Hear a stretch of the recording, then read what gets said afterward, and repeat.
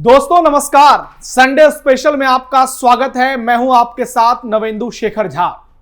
नेताओं में तनाव है दोस्तों, क्योंकि बिहार में चुनाव है दोस्तों।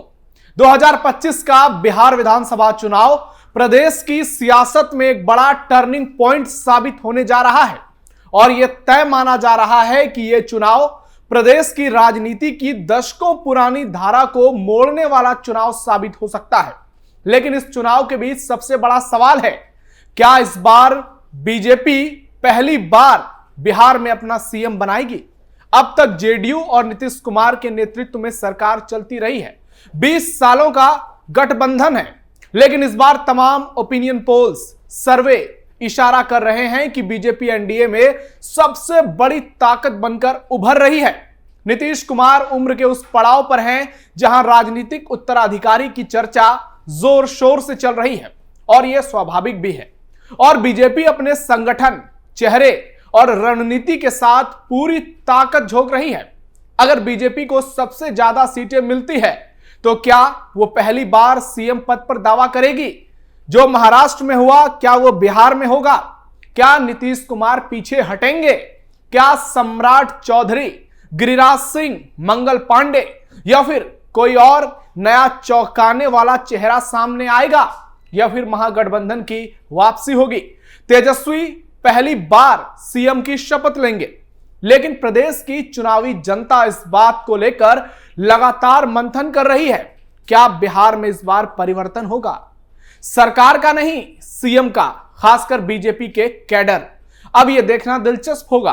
तो चलिए सबसे पहले आपको बिहार चुनाव को लेकर वो तमाम ओपिनियन पोल की तस्वीरें दिखाते हैं, उससे रूबरू कराते हैं, जिससे आपके मन की कई डाउट क्लियर हो जाएगी। और आप अगर बीजेपी के कट्टर फैन हैं तो ये सर्वे आपके लिए एक रामबाण की तरह है। टाइम्स नाउ जेबीसी का ओपिनियन पोल। दोस्तों, बिहार में 6 नवंबर को पहले चरण की वोटिंग होगी, 11 नवंबर को दूसरे फेज की वोटिंग होगी और 14 नवंबर को रिजल्ट आ जाएगा। और इसके बाद सप्ताह 10 दिन में बिहार को नया सीएम मिल जाएगा। टाइम्स नाउ जेबीसी का ओपिनियन पोल बिहार चुनाव को लेकर अब तक का सबसे बड़ा और डिटेल में किया गया ओपिनियन पोल माना जा रहा है। इसमें सीटों से लेकर पार्टियों के क्षेत्रवार प्रदर्शन तक की पूरी जानकारी दी गई है।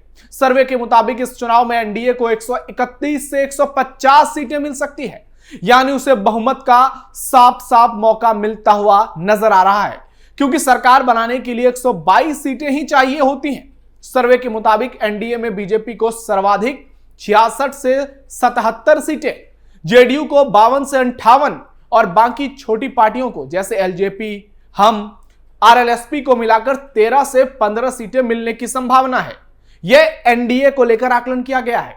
वहीं दूसरी ओर महागठबंधन को 81 से 103 सीटें मिल सकती है। इसमें आरजेडी को सर्वाधिक 57 से 71, कांग्रेस को 11 से 14 और लेफ्ट पार्टियों को 13 से 18 सीटें मिल सकती है, इस बात की संभावना है। इसके अलावा जन स्वराज पार्टी, जो अकेले बिहार की सभी 243 सीटों पर चुनाव लड़ रही है, उसे भी सर्वे के मुताबिक 4 से 6 सीटें मिल सकती है। जबकि ओवैसी की एआईएमआईएम, मायावती की बीएसपी और भी दूसरी पार्टियों को मिलाकर 5 से 6 सीटें उनके खाते में कुल मिलाकर जाती हुई नजर आ रही है। इस सर्वे में एनडीए की स्थिति बेहद मजबूत नजर आ रही है और उसे सरकार बनाने का पूरा मौका मिल रहा है। वहीं इस सर्वे में बीजेपी सबसे बड़ी पार्टी के तौर पर उभर रही है, जो सबसे बड़ी बात है और गौर करने वाली बात है। मेट्राइज आईएनएस का ओपिनियन पोल। सबसे हालिया सर्वे मेट्राइज आईएनएस के ओपिनियन पोल के मुताबिक बिहार विधानसभा चुनाव 2025 में एनडीए को एक बार फिर बम्पर जीत मिलती हुई दिख रही है। सर्वे के मुताबिक एनडीए को 150 से 160 सीटें मिल सकती हैं, जबकि महागठबंधन 70 से केवल 85 सीटों तक सिमट सकता है, जबकि अन्य के खाते में केवल 9 से 12 सीटें जाने की संभावना है। एनडीए में बीजेपी सबसे बड़ी पार्टी बन सकती है, जिसे 80 से 85 सीटें मिल सकती हैं, जबकि जेडीयू को 60 से 65 सीटें मिलने के आसार जताए जा रहे हैं। वहीं विपक्षी खेमे में आरजेडी को 60 से 65, कांग्रेस को 7 से 10 और वामपंथी पार्टियों को 6 से 9 सीटें मिलने का अनुमान है। यह सर्वे 18 सितंबर से 5 अक्टूबर के बीच करीब 50,000 लोगों से बातचीत पर आधारित है और इसमें माइनस और प्लस 3% की संभावना जताई जा रही है। कुल मिलाकर आंकड़े सत्ताधारी एनडीए के पक्ष में जाते हुए नजर आ रहे हैं और बीजेपी बहुत बड़ी पार्टी बनते हुए नजर आ रही है। जिस तरह से बीजेपी सबसे ज्यादा सीटें जीतती हुई नजर आ रही है, ऐसे में अगर यह सर्वे सही होता है तो पहली बार बिहार में बीजेपी अपना सीएम बना सकती है, क्योंकि पार्टी को लगता है कि अगर नंबर गेम उसके पास होगा तो फिर नीतीश कुमार हो सकता है कि बीजेपी से यह गुजारिश करे कि इस बार आप अपना सीएम बनाइए, यानी सारा खेला सीटों का है। ऐसा इस बात की भी संभावना जताई जा रही है कि अगर बीजेपी जेडीयू को बराबर सीटें आई तो पहले नीतीश ही सीएम पद की शपथ लेंगे और हो सकता है कुछ दिनों बाद वो खुद पॉलिटिक्स से किनारे लग जाएं। लेकिन 25 से 30 में अगर एनडीए की सरकार रही तो बीजेपी का सीएम तय माना जा रहा है। एस इंडिया का ओपिनियन पोल। अब बात करते हैं एस इंडिया के सर्वे के बारे में। बिहार को 5 बड़े हिस्सों में बांटकर यह सर्वे किया गया है। ये हिस्से हैं पूर्णिया, मगध, भोजपुर, भागलपुर और सारण बेल्ट। पूर्णिया बेल्ट 24 सीटों में सबसे ज्यादा मुस्लिम आबादी है। यहां 2020 जैसी स्थिति नजर आ रही है। सर्वे के मुताबिक इस बेल्ट में महागठबंधन को थोड़ा एज है, लेकिन यह चुनाव के वक्त पलट भी सकता है। वहीं मगध बेल्ट 26 सीटों में पहले महागठबंधन को भारी बढ़त मिल रही थी, लेकिन अब एनडीए वापसी करता हुआ नजर आ रहा है और इसका एक बड़ा कारण है पवन सिंह की एनडीए में वापसी, बीजेपी का मजबूत संगठन और महागठबंधन में आपसी तकरार। जबकि भोजपुर बेल्ट 22 सीटों में पहले महागठबंधन आगे था, लेकिन अब एनडीए बढ़त बनाती हुई नजर आ रही है। इतना ही नहीं, इस बेल्ट में प्रशांत किशोर का भी थोड़ा बहुत प्रभाव नजर आ रहा है और वो कई सीटों पर निर्णायक साबित हो सकते हैं। जबकि भागलपुर बेल्ट की 12 सीटों में इस बार महागठबंधन का प्रदर्शन ठीक ठाक रह सकता है, लेकिन एनडीए भी महागठबंधन से कम नहीं होगा। और सारण बेल्ट की 24 सीटों पर जो स्थिति 2020 में थी, महागठबंधन को पहले से बढ़त थी, वो इस बार पहले से कम हो सकती है और एनडीए थोड़ी ऊपर जाएगी। कुल मिलाकर एस इंडिया के क्षेत्रीय आंकड़े बताते हैं कि बिहार में ज्यादातर इलाकों में एनडीए की मजबूत पकड़ है, जबकि कुछ जगहों पर महागठबंधन का पलड़ा भारी है। लेकिन नीतीश कुमार के खिलाफ कोई एंटी इनकम्बेंसी उस स्तर पर नजर नहीं आ रही है जिस तरह से तेजस्वी माहौल बना रहे हैं। ऐसे में मोदी नीतीश की जोड़ी सर्वे में कमाल करती हुई नजर आ रही है और जमीन पर इसका असर भी देखने को मिल रहा है। हम भी जब ग्राउंड जीरो पर पहुंचे तो हमें लगा कि नीतीश और मोदी क्या बिहार में गेम चेंजर हो सकते हैं, तेजस्वी जितने दावे कर रहे हैं। जब हमने जनता से बातचीत की तो यह पता लग गया कि लोग नीतीश और मोदी के चेहरे पर भरोसा जता रहे हैं और यह साफ तौर पर देखने को मिला। सी वोटर का चौंकाने वाला सीएम सर्वे। सी वोटर के सर्वे में सीटों की संख्या तो नहीं बताई गई, लेकिन सीएम चेहरे और नेताओं की लोकप्रियता पर जरूर फोकस किया गया। इस सर्वे में तेजस्वी यादव सबसे ऊपर हैं बतौर सीएम चेहरे। उनकी लोकप्रियता इस साल थोड़ी उतार चढ़ाव के बाद अब 36% पर आ गई है, जो पहले 40 के पार थी। प्रशांत किशोर की लोकप्रियता लगातार बढ़ रही है सीएम चेहरे के तौर पर, लेकिन वो वोटों में तब्दील होता हुआ नजर नहीं आ रहा है और अब वो 23% तक पहुंच गए हैं। नीतीश कुमार की लोकप्रियता थोड़ी कम जरूर हुई है, लेकिन अभी भी 17-18% लोग उनके चेहरे पर मुहर लगाते हुए दिख रहे हैं।